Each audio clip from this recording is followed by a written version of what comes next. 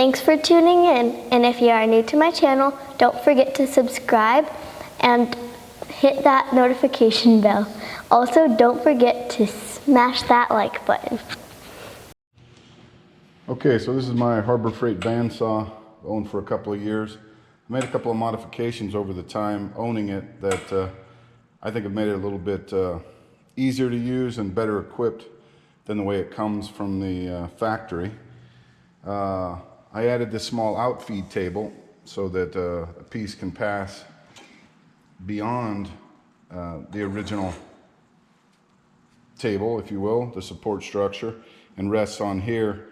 I also, as you can see, added a metal rule and a clamp here, so you can place this per the rule. You want it exactly at 3 inches, that tightens, and then this piece would then be exactly 3 inches beyond the blade.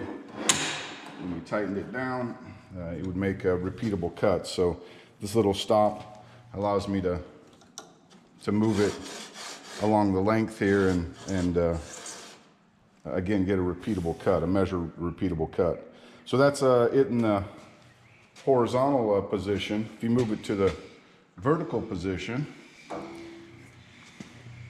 me reposition the camera a little bit.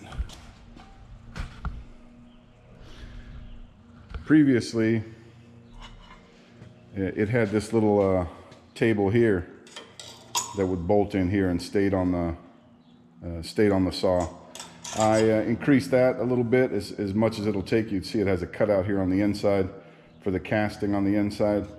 So I made that a little bit bigger, so if you just have a small piece you want to cut, you can just raise it up to vertical and run it through right here. It also came with a larger table, which was this, which is just pressed metal, probably about 16 gauge, and it would bolt on here. It's even got a little slide here for a fence. But as you can imagine, this just, especially with the relief cut for the blade, it just isn't very reliable, or certainly not confidence inspiring. So I added a second table out of heavier material, and the way that works, it can be placed without tools.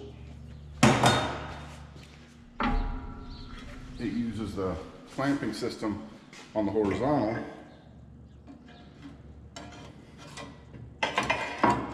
Rests on that small table from before, and then just tightens up. So you can make cuts here with a nice wide flat table. This is 1/2 inch, so it's much more sturdy as far as making cuts, and it's just resting on that small table and then clamped down here via this arm to the bottom. So a couple of small upgrades. This is a very affordable saw by comparison. I think I paid $600 for the saw, but there's just some small kinks you can make, changes, tweaks, if you will, that make it a little bit easier to use. So if you have the saw, maybe that'll be helpful to you.